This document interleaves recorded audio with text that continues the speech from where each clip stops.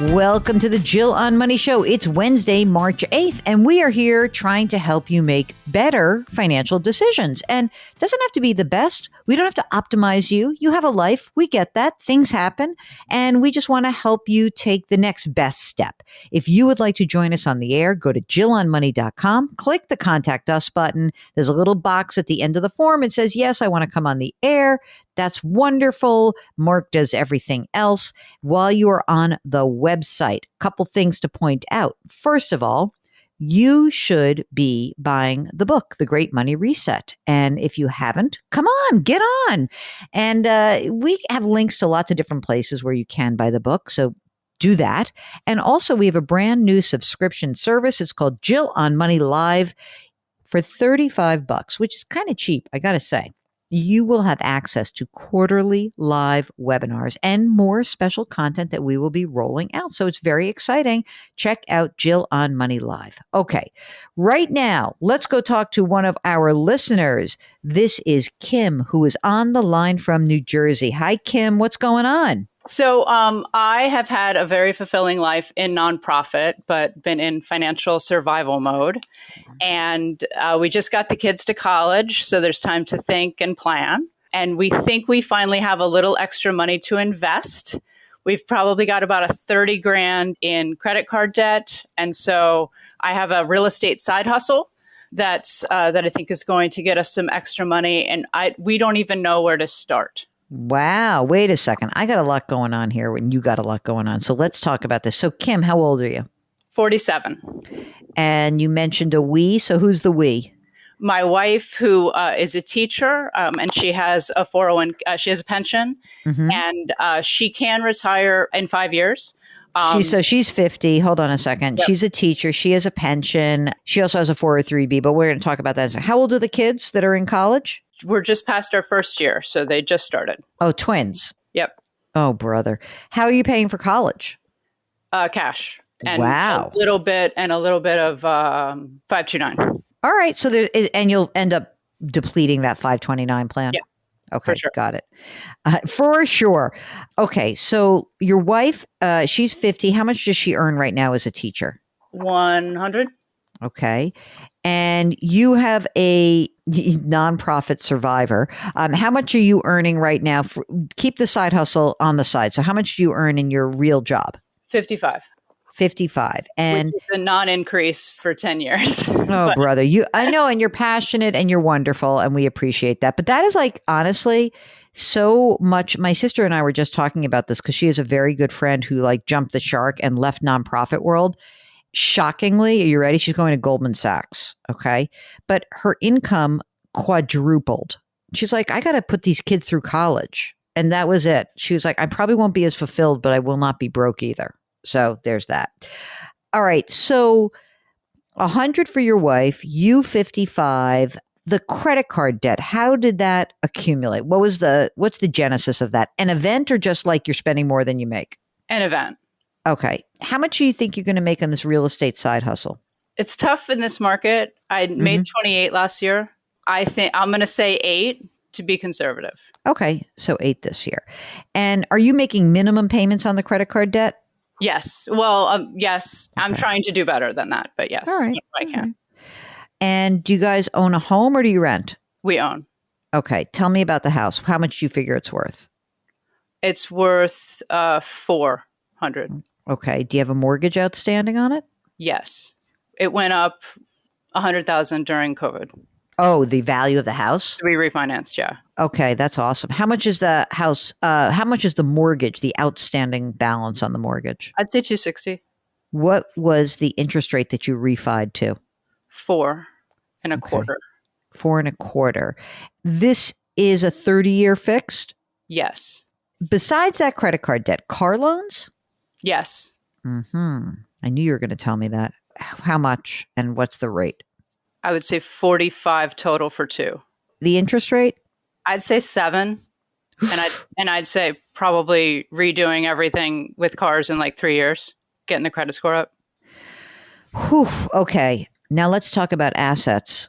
We've talked to any other debt. We got the car loans, we got the credit card debt, we got the mortgage. Any other debt? No.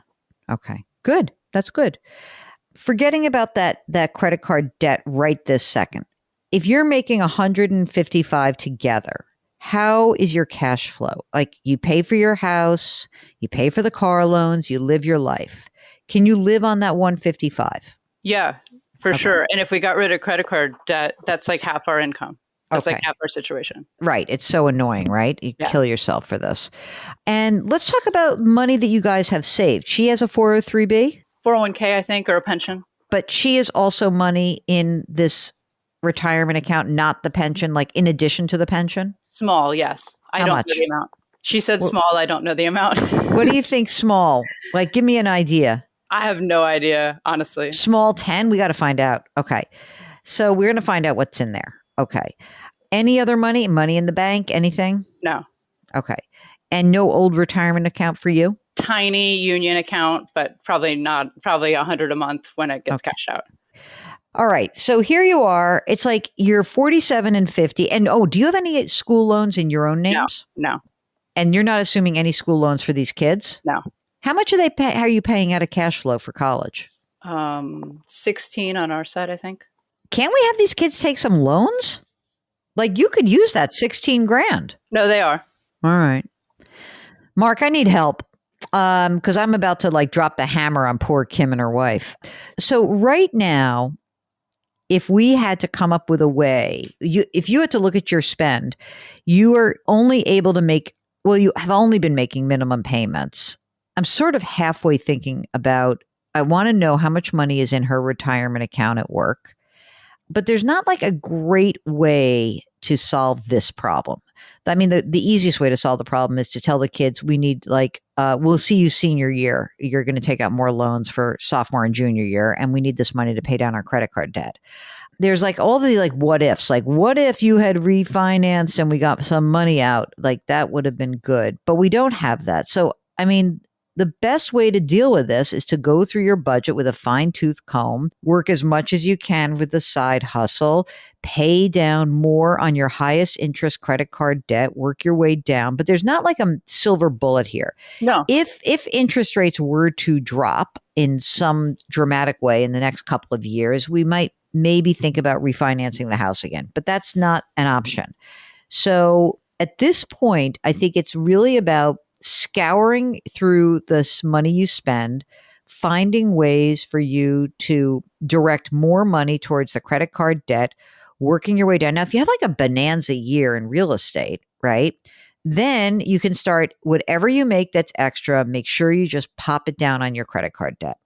Then you would focus on the car loans. You said something funny about like in 3 years. What is that? What was that about? Like you're in 3 years, what? Aren't you going to own these cars outright in 3 years? We just got them.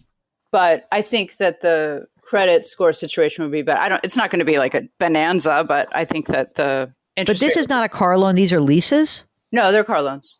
I just think I would, you turn in the car, you get a better deal. Not necessarily. Okay. You're going to drive these cars into the ground. Own them outright and do not do this ever again. Do not pay interest if possible, right? If your side hustle starts to rock, if you start making a little bit of money, it would be ideal if in 3 years you could be done with the car loans and be done with your credit card debt. We'll see. We'll see if the real estate market pops up a little bit. Now, your wife is 50. Her pension is available at 55. Chances are 55 is not in her future. 60 is more like in her future. Is she okay with that?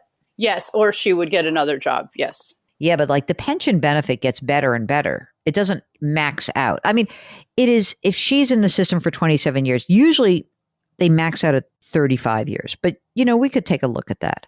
What else am I missing, Mark? I want to sell this house and get all the equity and have them live in tents. What do you think? Do you think a personal loan is a better option and just consolidate all this and have a lower interest rate? I don't know if you could get a personal loan. So the problem is that interest rates are high right now. One thing to consider is something called an installment or a personal loan. So Marcus is one of the companies that SoFi, they do personal loans. What does that mean? It means that they'll extend to you some money, which they will make it a installment loan for a period of time. So it's like a term loan. So you say, okay, we have $30,000 of credit card debt. we would like to borrow, and you have $45,000 in car loans. And you say to them, what we're really trying to do is replace credit card debt with more efficient debt, lower interest debt. Even if it were 10% as a personal loan, you can show income, you both work, and they may extend to you a loan that would force you to pay this debt down over the course of 10 years and probably at a lower interest rate. The difference is you have to make these payments. And that's the only thing I'm not sure about, Mark, is with an installment loan, there's no messing around. And they're only making minimum payments right now. The credit card debt's probably 20% loan? Some a little higher, but yes. You'd have to see if your cash flow can afford this. I would check that out. Even if you got a portion of it done, that might be worthwhile to consider. This is a debt problem, and there's only so much you can control. So I don't know how you feel about talking to the kids and saying, like, we need to get bigger loans, and if we can dig ourselves out of our own hole, then we'll help you later pay them back, but we cannot pay 16 grand a year. Like, you really can't. Loans and grants were created for people in your situation, And do you like this house? Do you want to stay in the house? No, I want to sell the house very much. As someone who lives in the real estate market and just, experience the rocket ship of value, yes, I would very much like to sell this house. Could you? Yes, it needs a little love. It needs some things. So, okay, wait. If that's the case, if you're really going to sell it, can you give the love yourself? Do you have to spend money on it? Have to spend, I would say, 25. On what? Kitchen, bathroom. No, you don't. I don't agree with that. Sell it as is. Absolutely. Forget it. Like, if it's worth 400 and you're like, oh, maybe it's 380. Let's just say it's worth 380. You pay off your 260. Now we're cooking, Mark. Now I'm ready to move. We have 120 grand left, right? From that 120, you pay off your credit card debt. Okay, so you got 90 grand in cash at that point. Now you're going to rent, and you're not going to buy anything.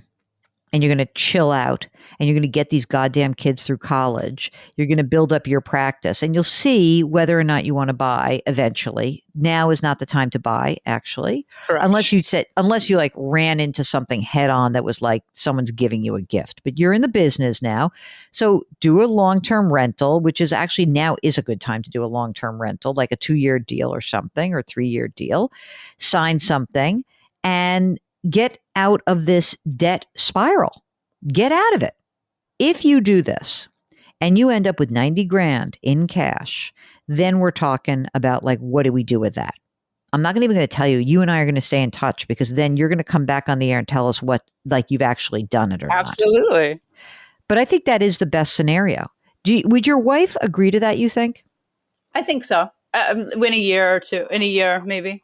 But I'll talk to her. I'll tell her I have it on good authority. Do you guys have estate documents? Yes.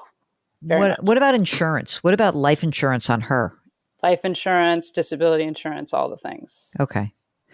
I feel like you could do it. If you're willing to sell the house, I think you can do it. Once you free yourselves of this debt, I mean, my goodness, it's going to feel like you tossed a gorilla off your shoulders. Yeah, absolutely. I think that, once you have that, you're going to feel so much better, and you'll really I think you'll be very excited to feel that, like, unburdened sort of atmosphere, and you really will it gives you a lot of ability to move forward.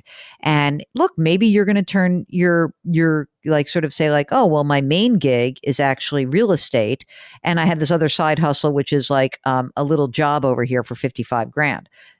That could be kind of a fun thing to see how your side hustle develops. It could become your main deal. No, I've been doing it 7 years. I just, the doing it full time, the volatility just wasn't tolerable. I feel comfortable. I feel good about it if you feel good about it. Sell the house. Keep in touch with us, okay? I feel great about it.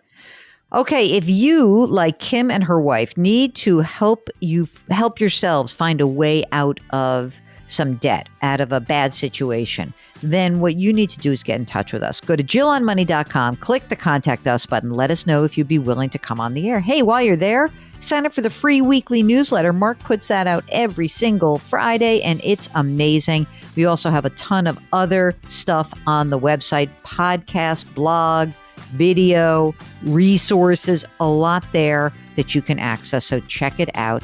don't forget to buy the book, The Great Money Reset, and leave us a rating and review on Apple.